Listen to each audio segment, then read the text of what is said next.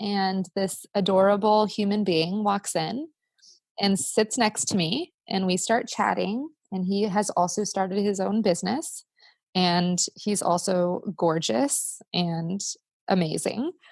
And we hit it off. We end up hanging out that whole day, and then I leave. Hey, what's up, guys? Foster here. Just a quick note before we get started today.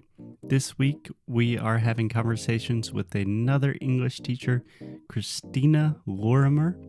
Christina is simply one of the smartest, most interesting, and thoughtful teachers that I have met in a long, long time. And I think you will really enjoy these conversations as much as I did. So after a quick word from our sponsors, we will get on with the show.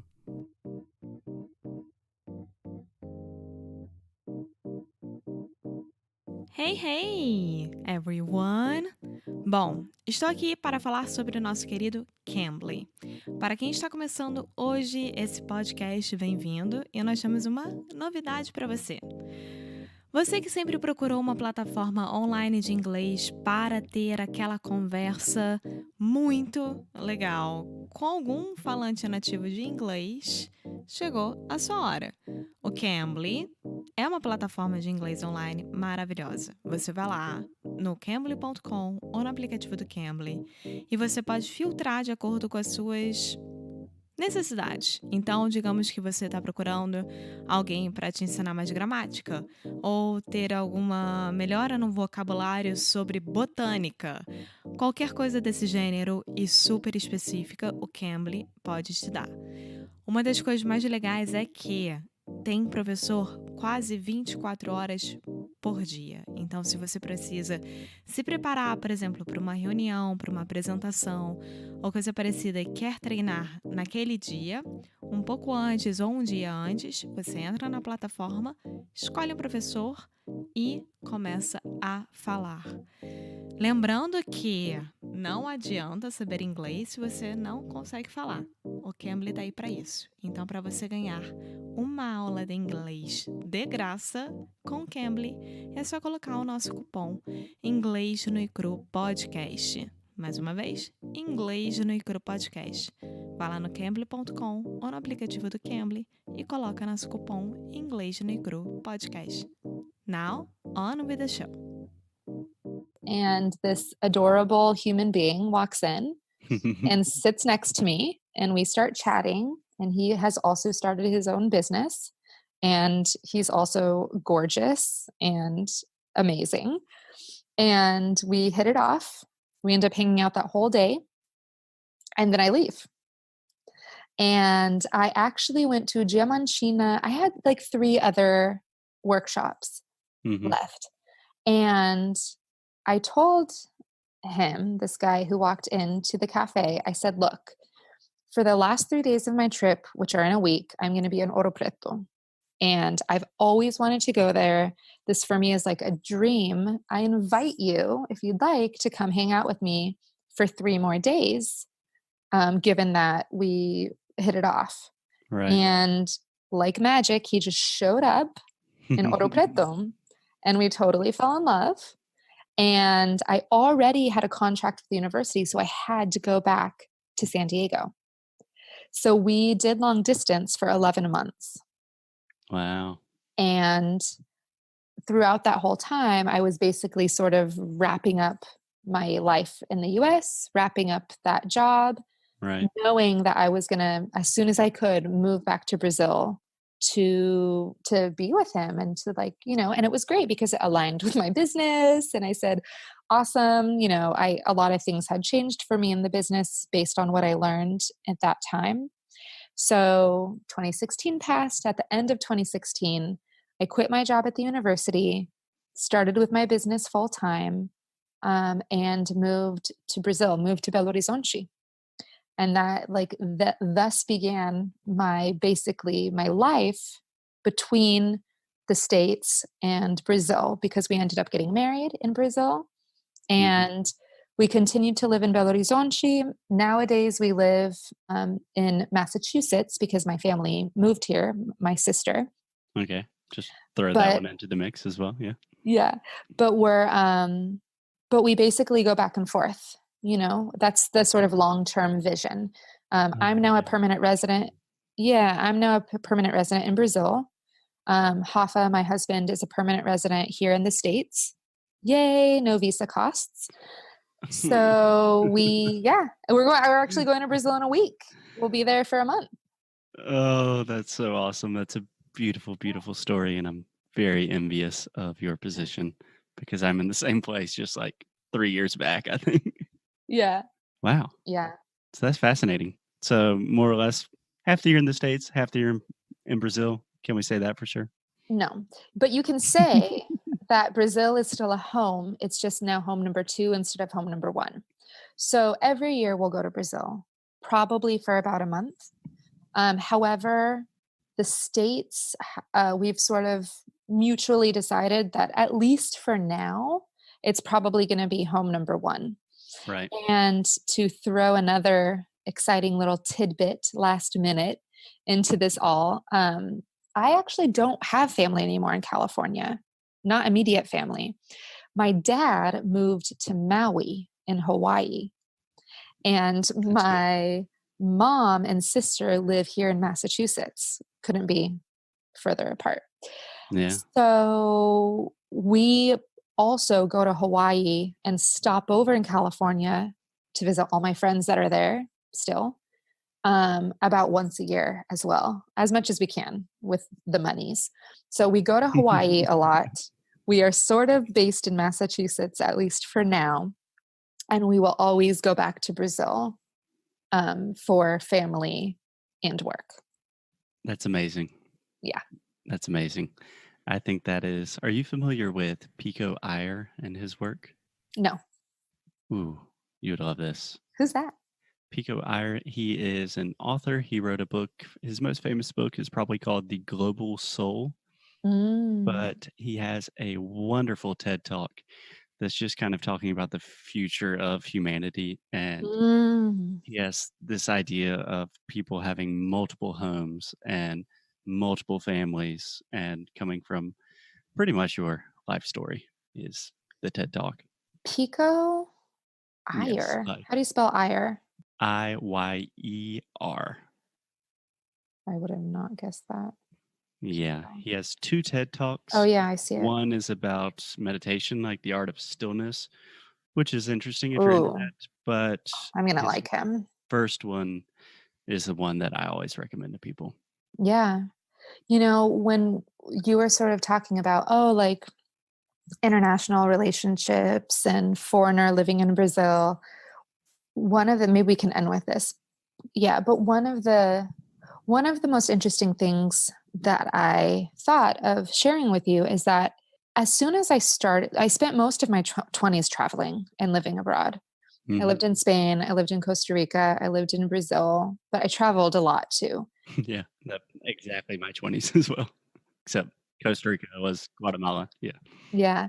But I knew from early on that if I were to ever get married one day or have a life partner of any sort, that not because I hate American men or something, but that 99% that person was probably going to be from a different country and speak a different language and have multiple cultural experiences. And so I've been thinking for a really long time in my life, sort of what you lose and what you gain, because everything in life, you lose something and you gain something anytime you make a decision. There's a lot of hard life decisions that you have to make in adulthood. And, being in an international relationship, I think, especially because Brazil was sort of late in my life. I didn't go to Brazil until I was 26, around there. And I didn't start really speaking Portuguese until I was 26 either. And my husband, this is the first time that he's left Brazil. So he wasn't actually planning on moving to the States. We sort of did this on a whim, by the way. Yeah. And, so we don't have we don't have a mutually shared cultural foundation, if you will. Meaning, there can't be a knowing glance when some 90s R&B song comes on and Salt and Pepper, like whatever it is, like he's not, that's not going to be a giggle. That's not going to be like that glance of, all of these really embedded cultural references for me and for him. We don't have that. And Interesting. for a lot of people, communication is really based on that kind of understanding and connection. And I am also that way, I think those kinds of connections are really interesting. Like you have a hometown experience, you have a shared hometown experience. Like my best friend, I've known her since I was 14. We grew up in the same hometown. It's amazing. There's things I don't have to say to her. I don't have to explain. Right. She's known me my whole life. She's from the same place. There's a work ethic that goes along with the place where we're from. We're both middle class. Both of our parents are working. You know what I mean? Like, right. It's this really shared experience. And we don't really have that kind of shared experience. In fact, like, him growing up in Brazil in a certain place, me growing up in a small town in the States in a certain place, he's actually from a big city. Like we don't have that. Right. So there are things that are lost when you make that decision. And there's layers of communication that are complicated. It's not just words. For sure. And even if it were just words, even if we both spoke each other's languages fluently, words have different meanings in different situations. They have different emotional weight, right? Absolutely. So I can think of a time like frustrado, right? The word frustrated, but when it's when you say it in Portuguese, I learned the hard way. It can be even offensive, especially depending on the context. Like if you say I'm frustrated, that's really serious. Yeah. Whereas in English, we sort of say we're frustrated about kind of annoyed. Yeah. Yeah. Or like another example that comes up a lot is interesting. So I say interesting a lot for things I think are interesting. But in Portuguese, interessante, I've found it has a little more of a positive tone. So sometimes he'll be telling me a story that's like not positive and I'm like, I can't, interessante. And he's like, no, that's not interesting. Like, yeah. Interesting is confusing to me. I still really don't have a complete grasp of it. Like one of my first friends in Brazil, every time we were like at the beach or at bars or something, he would always talk to girls and be like, interessante. Yeah. Ela é interessante. And it's like my first reaction would not be like, what an interesting young lady that is. Yeah. There's a lot to this. Like in terms of the challenges, I'm sort of putting that out there first. Like I feel like, it's a constant negotiation of meaning. It's a constant puzzle to work with, to communicate effectively, etc. On top of, again, all the other things that you have in a relationship. Like we're also business partners. Same. We have all of these layers of complicated things. On the other hand, when I think about like hometown Christina, small town, Tascadero, California, Christina, versus like global Christina, I feel like the latter is so much more me. So I identify much more strongly with, someone who, with me now. So I travel among different countries. I speak many languages. Although it's challenging, it's like a puzzle to be worked out all the time. That is literally what gets me going. Like that is what life is to me. And I will sort of happily give up like the cultural references that we don't share to be able to connect and have someone else understand that big vision of sort of, what it means to live in our world now and what we want out of that.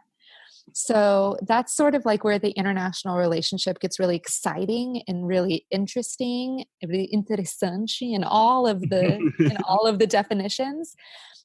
Even though, it's super duper complicated a lot of the time, and Absolutely. bureaucratic a lot of the time. But, all the time. Yeah, all the time. At least still in my stage, all the time. Yeah. Yeah. But I think the end game is like who am I, and what sorts of challenges and intellectual challenges and creative challenges and all of the above do I want in my life now? And it's not really the hometown Christina. Like it's not that I don't know her anymore, but I'm different now, and I like this person better, you know?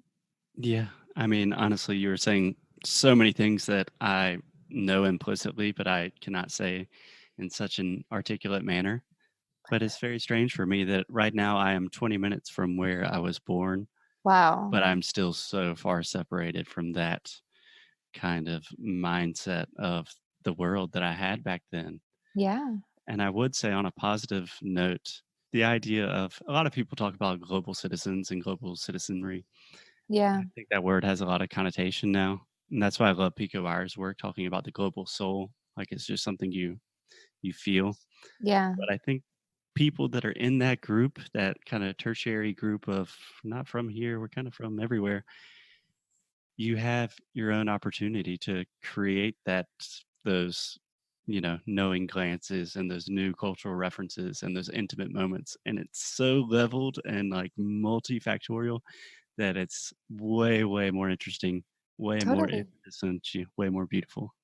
Totally. And I mean, just like you said, you create these new cultural references and you connect with different people in different ways. And it's not one or the other. I mean, like I was saying, my best friend since I was 14, I grew up, but she's also traveled all over the map, lived in Japan for years. And so we connect on many levels. We have like Yeah, crazy, knowing glances about other things. And so it's pretty cool. Yeah. it's very cool. It's very cool. Well, Christina, I know that we are both busy, and I know we could talk about this for a long time. Perhaps Yeah. the most philosophical and advanced episode of Inglês no Rádio ever, which is awesome. Yeah, okay. It's awesome. Maybe I'll just put a little asterisk advanced. Include a And glossary.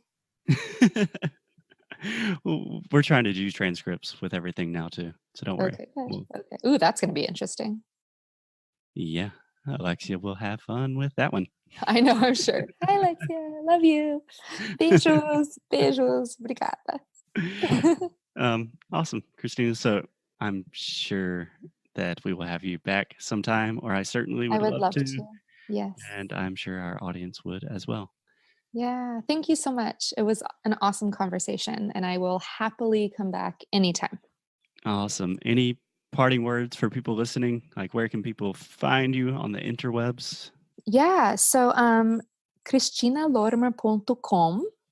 And just anything that has to do with my name. So my YouTube channel is Christina Larmer. My Instagram is Christina Larmer. I'm very active in Instagram stories. I have a lot of really cool conversations that happen there. So please join us. Yeah, We have a lot good of videos. we have a lot of courses coming out this year in 2019 as well. So just stay updated. Keep in touch. I love to hear from you. I want to talk to you. So come with me. Absolutely. And all of our students that always ask, Foster, why don't you have more videos on YouTube? It's because people like Christina are already doing them much better than I ever could. That is silly, but So okay. go check it out. The weird compliment, but thank you. Okay, thanks a lot, Christina. I will right. talk to you soon. Talk to you later. Ciao. Bye.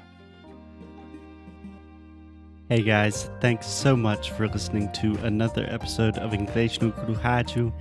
If you like what we do, if you want to support the show, here's what you can do. Leave a rating and review on Apple Podcasts or Android, wherever you listen to the podcast. It really helps other people discover the show.